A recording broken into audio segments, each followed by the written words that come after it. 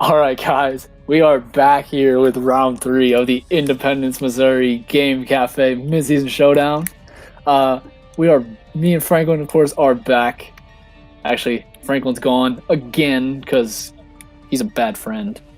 But this round, we have John Masters once again. This time playing against Ethan Simpson. Of course, we just saw John last round make a great comeback versus Leonard with this hard trick room team. Ethan, haven't seen him yet today. However, he's having a really strong season, at least regional-wise. Of course, finishing top 8 at the Memphis Regional Championships in December. And then finishing recently at Collinsville with a top 16 finish, piloting a Mega Gyarados Raichu team. So, interesting to see if he pilots something similar here. Should be a good match, though. Once again, these are two players that are very familiar with one another, so gonna have to. We saw that play in a John's advantage last time. Gonna have to see how it plays I'm gonna see how it plays out this game. Oh man, we got to see John quite a bit in the last round, and I'm seeing Ethan's team right now with the Suicune. That's not something that we've seen a whole lot of this season. Or many seasons, really. We saw it quite a bit in 15, but, 16, 17, it wasn't legal. Hey, it was legal in 16? It was legal in 16. We didn't see it in 16 that often. Cut worlds with it. Shut up. All right, but okay. More into this team. But here's the thing. While we haven't seen a lot of Suicune this year, it did just win the Malmo Regional Championship, piloted by Jamie Boyd. And this is a very similar team, actually. Like, on Jamie's team, we saw the Tapu Koko, we saw the Celesteela, and the Suicune. So, and if you watched his YouTube video explaining the team, he had gone through there are variants of that team where he had Salamence and Incineroar. So, very similar to what Jamie's used in the past. So, it'll be interesting to see if this has some of the same techs that he does. But once again, we see an Amoonguss going up against his hard trick room team. It wasn't a problem for John at all last game. So it'll be interesting to see if that's much of the same here or if that changes at all. But so one thing that I'd like to point out, though, is that when we're looking at some of this, when we look at what Ethan has to deal with this Camerupt, it's very, there's 3 terrains here, all of which play into Camerupt's favor. We've got Suicune, but if you've got Koko's terrain out, then Suicune's not really as big of a problem. Koko, we mentioned in the last series that Koko can't really deal with Camerupt. Amoonguss struggles against it. Celesteela doesn't really like it. And if he can get Fini terrain out, then Salamence is also going to struggle. Yeah, and we see, just like last game, that Incineroar getting led against John. This time the much less appealing shiny version. But there's a lot of hate on shiny Incineroar, but I kind of like White Tiger. I'm gonna be honest. But enough about that Incineroar. This is an argument for later. Fake out going on in the Scrafty. Gonna trigger that eject button once again. So could be a free switch in for Tapu Fini. We have seen him. This is a pretty good spot for Tapu Fini. Just neither of these appreciate a Moonblast, and we do see it come in here. Seeing that this is very similar to a Jamie Boyd team, Jamie Boyd has always liked Roar, and we do see it from Suicune. Roaring out that Reuniclus, no Trick Room, and we get Scrafty coming right back in, getting off another Intimidate. So that means we've got -2 Incineroar with that eject button and the Roar bringing Scrafty back out. That reset the Intimidates on Scrafty, so that's really nice for John. And then with Tapu Fini out here, he can do a decent amount of damage, and then we know that Suicune, all the legendary beasts, lost their absorb abilities. So Suicune not ever going to have water absorb necessarily ever again, which is kind of disappointing for them. But now we've got a Amoonguss coming out, and a Scald coming out into Scrafty, which is not going to burn, thanks to our beautiful Misty terrain. Yeah, we see that Moonblast come out, doing a surprisingly little amount to that Suicune. We saw this with Choice Specs last game. So that's a very specially defensive Suicune. Knocked off. That's and that's a very... Once again, John punishing another switch in there. Just knowing that Incineroar not going to want to stay in, just says, fine, I'll just make the Suicune pay for staying in here. and just gets rid of that berry. And with Suicune, that's something that's been so important to it over the years. It's just, it doesn't have a recovery move, and those berries are something it relies on a lot. So we see another Scald. Over here going for that Scald. And again, unfortunately, no burns available because of this misty terrain. And Suicune going to go down here. But one thing that I'd like to point out here is that John is feeling very comfortable leaving Tapu Fini out against this Amoonguss. Yeah, and we see that Smog, but that's we see that Clear Smog do no damage. And an interesting play there was, like, normally when you see Amoonguss, like, oh, it's gonna want to go for Rage Powder. He doesn't go for it there, and opts to let Suicune just go down. Well, it might seem suspect to some at first glance. Like, this Salamence switch in is why I like the Suicune just going down. Suicune is providing no offensive pressure at all. It's done its job by delaying the Trick Room. Yep. So now you just get Salamence out here, and you can start setting up some Dragon Dances to start trying to just sweep through the back end of John's team. And so now at this point, we know that Scrafty is not going to be able to do that much damage. We saw how little damage that Knockoff really did to Amoonguss, and Amoonguss is just going to freely be able to Rage Powder here, redirect everything. Knockoff did get rid of Amoonguss's 50% berry, so... But the amount of damage that we're seeing, very minimal. And beautiful Rage Powder. We do see that Rage Powder come out here. And as you mentioned, that Dragon Dance is Moonblast, setting everything up. So if we've got Moonblast coming out on Tapu Fini, I mean, not a whole lot of damage. And especially if Amoonguss has Regenerator here, you could protect and switch, and then get most of that HP right back on Amoonguss. Yeah, so Amoonguss was good here. Like, yeah, it lost its berry, but it should not be... It should be able to take this next Moonblast, and that's big because we saw that Shattered from Reuniclus, so that would be doing big damage to the Salamence. So being able to protect it from both attacks this turn is going to be big, because it's going to let Salamence set up another Dragon Dance if it chooses to go for it. I should see Amoonguss just switch out for Incineroar. So just getting a Intimidate down on, it's a good switch in because Scrafty, of course, just came in. So you now have the faster Fake Out, and you can deny Trick Room for yet another turn if you want to go for it. But we do just see Frustration. KO Scrafty.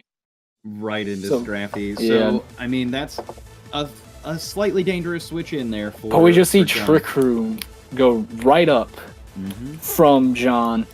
So what John did there, by bringing in Scrafty, one thing is that he could basically sacrifice Scrafty, knowing that it wasn't going to be maybe that useful later on down the line. Sure, Fake Out's always nice, but he's got this Camerupt in now, knowing that Salamence is likely not going to be able to pick up Reuniclus and might be trying to target down that Tapu Fini.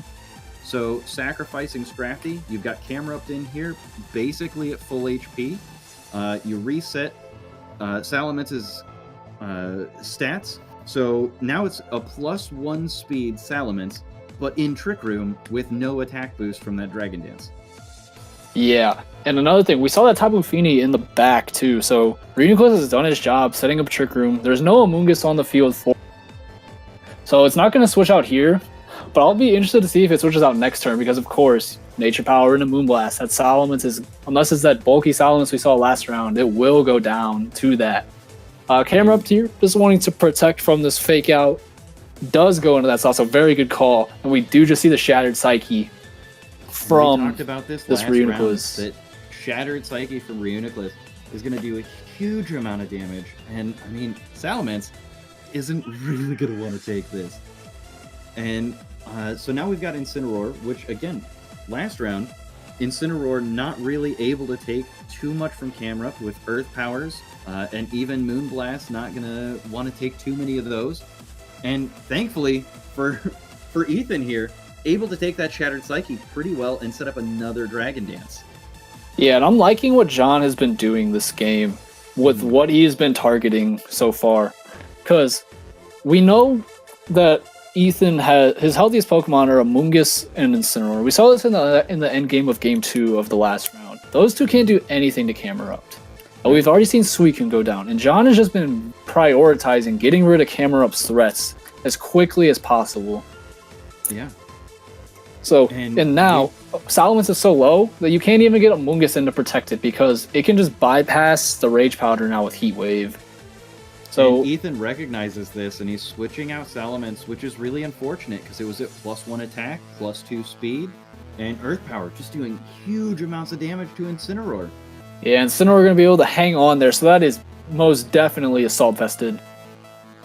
And Amoonguss actually hanging on with probably like just the slightest. That's got to be 1 or 2 HP. However, Camerupt, we've seen it, is packing that Heat Wave. Mm-hmm. So, and all 3 Pokemon are in the red, so it just clicks Heat Wave a couple times, and it's the end of this game. He still needs to be careful. Misses a couple. I mean, yeah, he should be in a really good position. And then Nature Power with the Moon Blast, we know that it's going to be able to pick up pretty much anything. Protect out of Amoonguss, kind of delaying the inevitable. John going for the Ally Switch, and now we've identified 2 Pokemon on his team that have the Ally Switch. And if Ethan has had his ear to the ground at all on anything going on, he has to respect that. He has to respect the Ally Switch. It's like, that's a play where it seems like, why would you do that? Mm-hmm. Like, you have Reuniclus out, like, you don't need to protect. Like, that's more of a protection play for Reuniclus, but it's like, does it really matter? Because Camerupt's just going to win this game itself. However, you're planting the seed there that you have Ally Switch. So like you were saying, that every time Reuniclus is on the field now, that's just ooh, we see a double protect there. Like, that's actually okay. It's big in the fact that Amoonguss can now Spore. However, we saw the Tapu Fini in the back still, so we can just switch in here, protect Camerupt, and Camerupt can just go for another Heat Wave. But yeah, like I was saying, you now have to. There's just always that thought now: is he going to go for Ally Switch? Mm-hmm. So just making the game even tougher for Ethan predicting now. And with Salamence here, we've seen that it's pretty physical. You've got the Dragon Dance there that reduces the likelihood that you're going to see too many special attacks.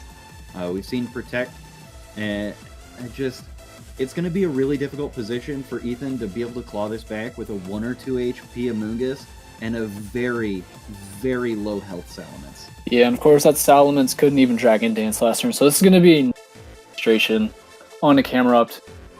Does a lot of damage. Be close to. Alright. Ethan actually sporing the Tapu Fini there. Mm-hmm.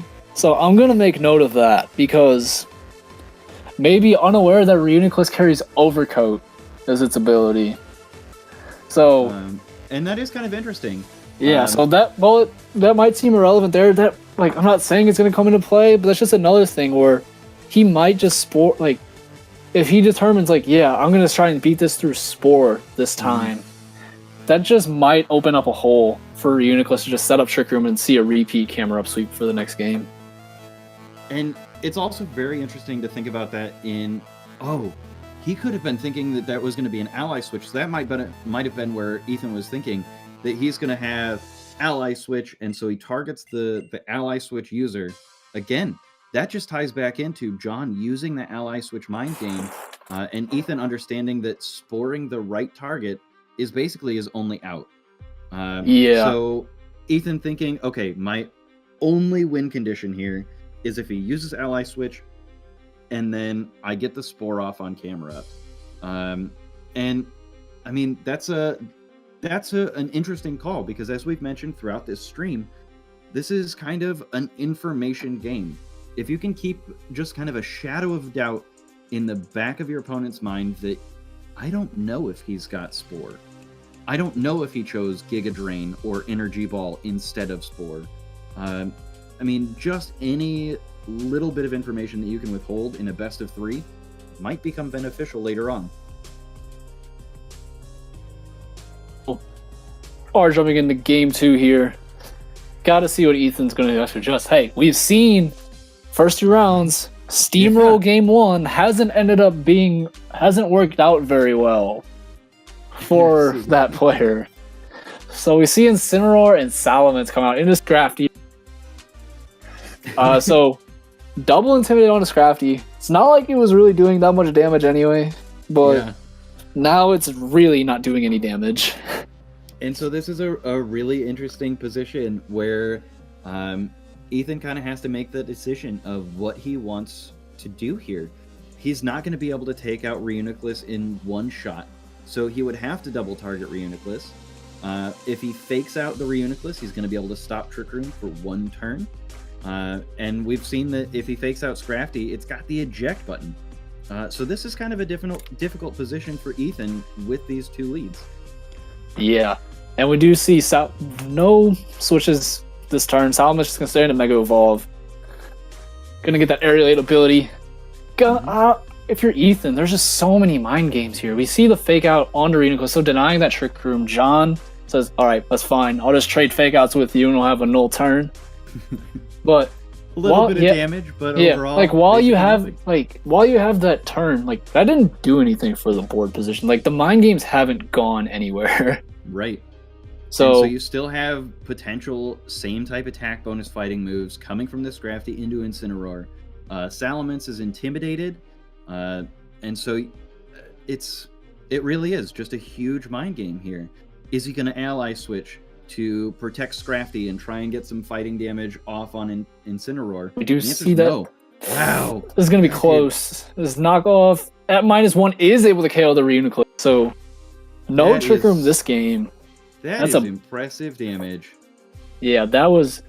Of course, Salamence and Incineroar both have very good attack stats. But even through just being able to KO that Reuniclus, which is a bulkier Pokemon, through Intimidate, is a surprise to me. And especially since that was frustration as opposed to like a double edge out of Salamence. If that was double edge, totally expect the double, and then you're going to be able to pick up that KO. But frustration being able to pick up that KO, that's impressive. Yeah. So interesting to see that we have Camerupt come in here. Mm-hmm. We saw it in game 2 of the last game where he brought Camerupt in and then switched Tapu Fini in right away. This is a really good spot for Tapu Fini, you would think. Like, you have a Dragon type and a Water type out, both of which Tapu Fini just loves feasting on. So going to be interesting to see if this Scrafty comes right out for the Tapu Fini. Yep. Or if it opts to just take the hit eject button out, and then you get it in that way. And we saw that John knocked off the Incineroar's Assault Vest. So Camerupt is going to be able to go for those Earth Powers and probably pick up a KO here. And so Ethan has to be aware that there are potentials for knockouts all across the board here. Mm-hmm. And we see Suicune come in. I like this a lot better, keeping the Suicune in the back, because you always have the pressure there for the Camerupt late game, especially for the situation now where you deny Trick Room, and now your Suicune will always be able to just get these Scalds off onto Camerupt. I actually see a Protect come out. Playing it really safe here, just going for that Protect. Doesn't want to take too much damage on this Camerupt. He knows that this is one of his biggest damage dealers on his team. Well, we get that knockoff from the Incineroar, so getting rid of that Choice Specs on Tapu Fini is big. So probably not going to be able to KO this Incineroar with like a Scald or Muddy Water anymore. So Incineroar, while it lost its own, it still needs to be worried that Camerupt and the Tapu Fini it won't be taking as much damage later on, which is important. We actually see Amoonguss switching in here. So this is wanting to get that support out right away. Ethan here. Ethan really understanding where John is at, and this puts John in a really bad position, because if Ethan just attacks into that Camerupt slot, eject button goes off, Scrafty's out of here, and we got Camerupt right back in. So John was at a really difficult spot. He didn't have a whole lot of plays because he burned his Protect on Camerupt, and so he basically had to switch to keep Camerupt around for one more turn. So now he's going to have access to another Protect, but he's still, without the Choice Specs, we see that damage on Suicune is next to nothing. Yeah, even with the Choice Specs, it wasn't even 2-hit KOing Suicune, so no specs mean Suicune's going to be here for a while. Oh, yeah. So, and especially now that Amoonguss is out here now, like, Suicune doesn't even have to worry about Tapu Fini anymore. It's just Amoonguss is like, okay, never mind, it's switching out. But thought process there was, all right, I'm just going to sit here and fire off Scalds into your Camerupt, and you can't do anything about it. But even with this play, Incineroar, it's the same thing. Now, like, okay, now you have to play around the fake out and whatnot. We see Suicune just doing it what it should, just scalding into that Camerupt. We actually see Ice Beam from Tapu Fini. So good information from reveal there for Ethan. Safe switch. What all have we seen on this Tapu Fini now? We've seen the Moonblast. We've seen Muddy Water and now Ice Beam. So we're getting a little bit better feel for what this Tapu Fini is capable of. I mean, with this choice specs, these are all things that factor into like that mental damage count. And then Intimidate coming out from Scrafty, trying to keep everything around a little bit longer. John kind of scrambling here to try and figure out what he can do to stay alive in this game. Yeah, and Ethan's going to make a very good call here, knowing that the Camerupt is going to be switching out. Opts to Flare Blitz at Scrafty, saying, okay, if you want to stay in here with your Camerupt, fine, I get a KO. If you want to switch out, I get this Flare Blitz damage off. We see the Muddy Water come out from Tapu Fini, and because it does not have the choice specs, does not KO Incineroar with that Muddy Water. So going to be able to stay around another turn. But, so, I mean, at this point, I mean, I don't like to count anybody out early. But John is at such a disadvantage here that I think that you kind of, as a competitor, sometimes you know that you're playing a lost game. You're from behind and you're very far behind. You never count yourself out, so you keep playing. But in the back of his mind, he has to be churning through things and figuring out, okay, I'm in a really bad position this game. I know what my outs are. I can Muddy Water, get accuracy drops. And so he's kind of on autopilot this game. And you have to be thinking, what adjustments am I going to make for the next game, right? Mm-hmm. And here's the thing. Well, now, like, we had the thing where, okay, Muddy Water, like, you're playing off, I'm going to switch around and try and protect my Camerupt. Issue with that is you've been burning your Misty Train, and now it's gone, and now you have to put up with Amoonguss sporing you now. Mm-hmm. So really, it just makes that endgame all the more difficult for John, and he sees that and just forfeits and opts to move on to Game 3. So that was really good adjustment by Ethan there. And we see the reverse snowball come into effect that game, but that all just came down to turn 1, or turn 2, where just being able to KO the Trick Room setter as quickly as possible. And I like that adjustment a lot more rather than what he did in Game 1. Heard it out and it's like, fine, I'm going to just deal with this later. Just that change in mindset to where, like, alright, I can't put it off anymore because if I put it off, then I'm just going to take way too much damage in the turns between from when I roared it out and when it comes back in. So just getting rid of that as soon as possible just allowed Ethan to just keep putting on offensive pressure.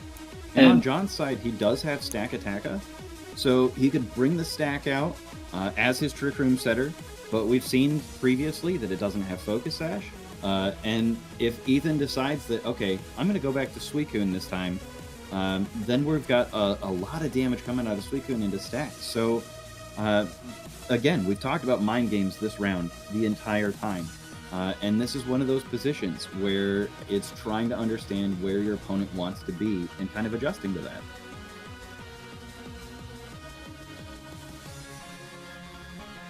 So we'll have to see which Trick Room setter that John wants to pull out here. We can see that his team kind of relies on this Trick Room mode, and so we just got to see how he wants to get there. Yeah, and I'm sorry, I was lagging, so I didn't want to talk over you.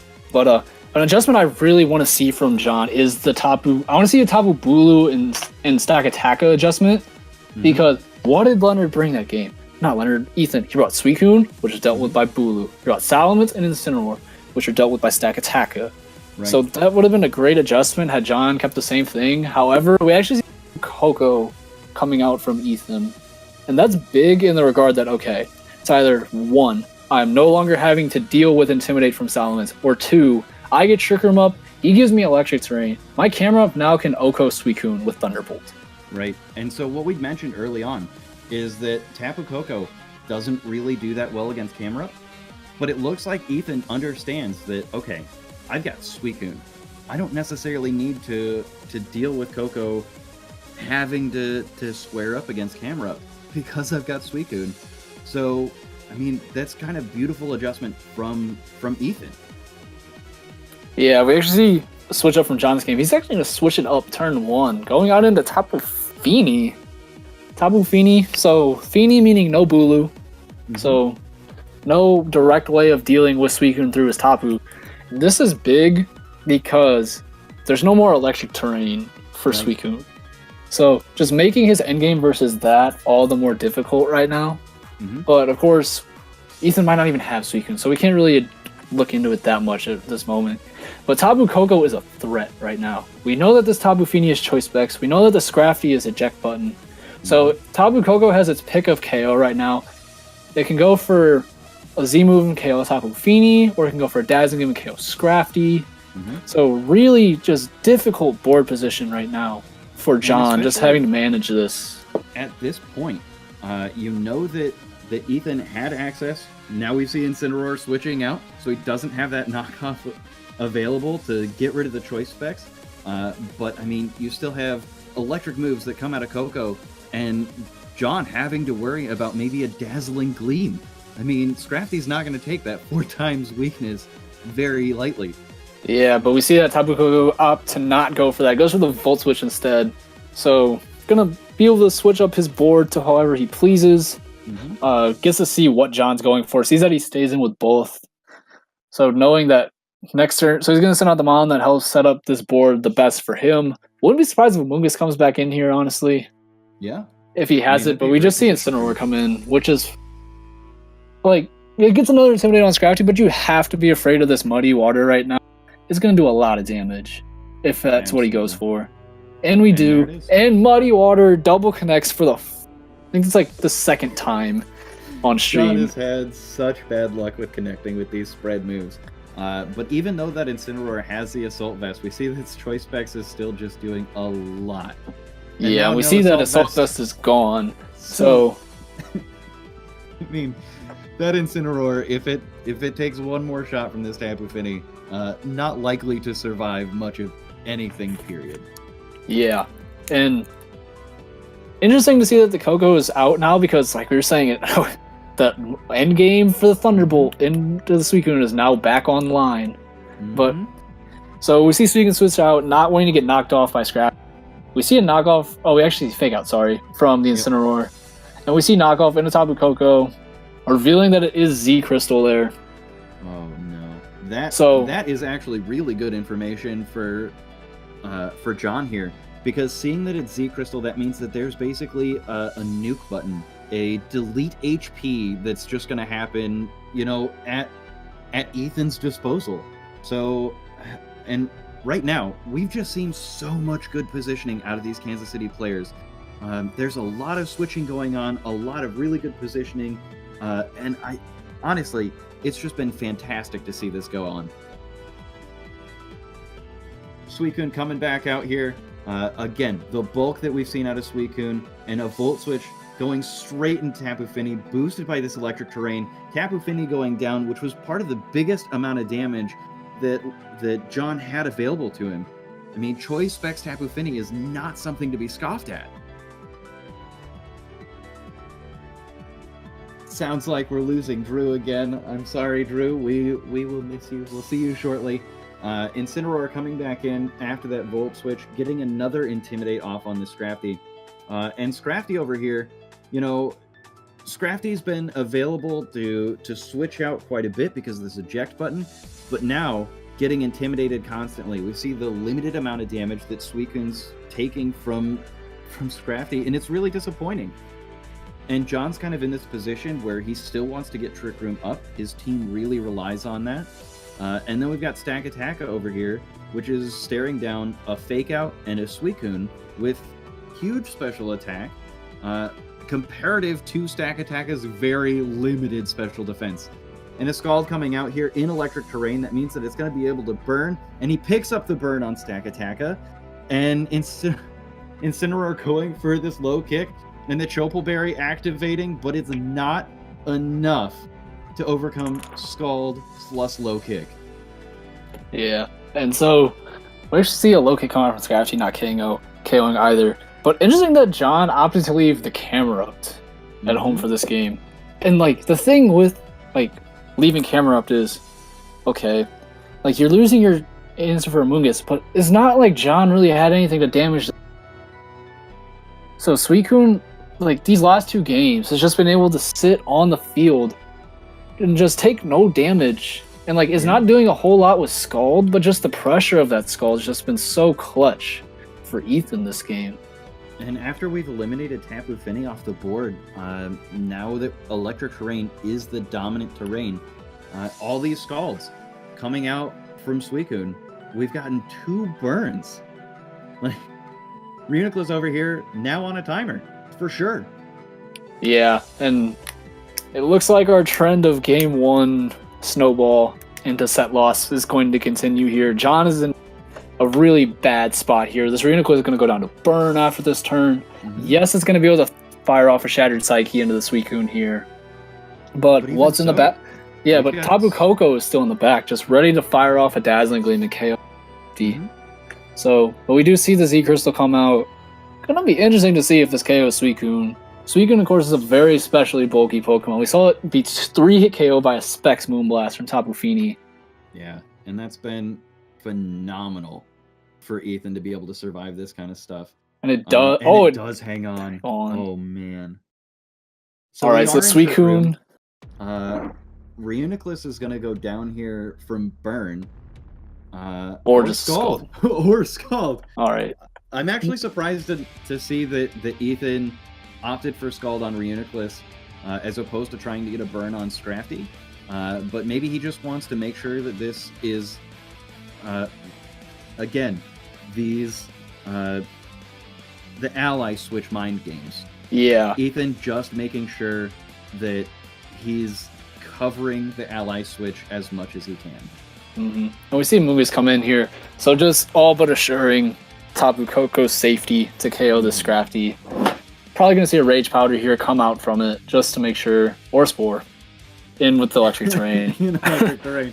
And that could just be, Ethan playing around, because again, a lot of the people in the Kansas City area, Drew and I know a lot of the people in the Kansas City area very well.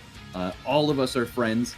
And so at the end of a game like this, there are just times where you're looking at your opponent and you're just kind of having a good time, chatting it up when you know that things have been kind of decided. And we see that Scrafty has been intimidated several times by the Intimidate Incineroar, and Dazzling Gleam comes out to clear out the set. I mean, just really a lot of respect to the Kansas City area for this board positioning win on almost every set that we've seen.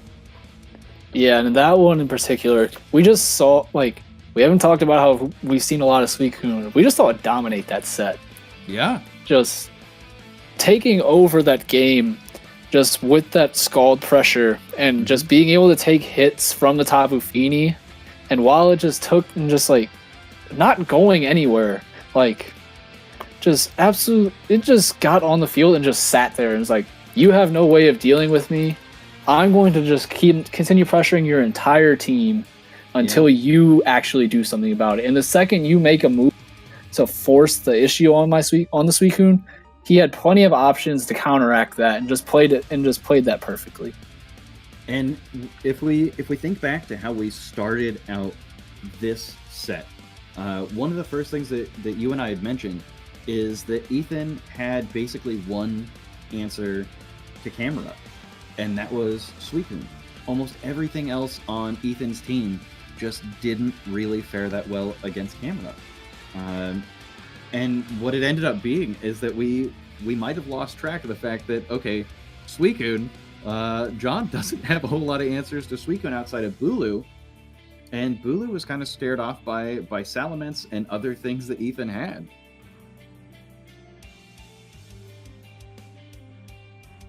All right, so it looks like we're going to take a short break here. We're going to come back for round 4 in a few minutes. So for Drew and I, we are going to take a quick break. We'll see you shortly.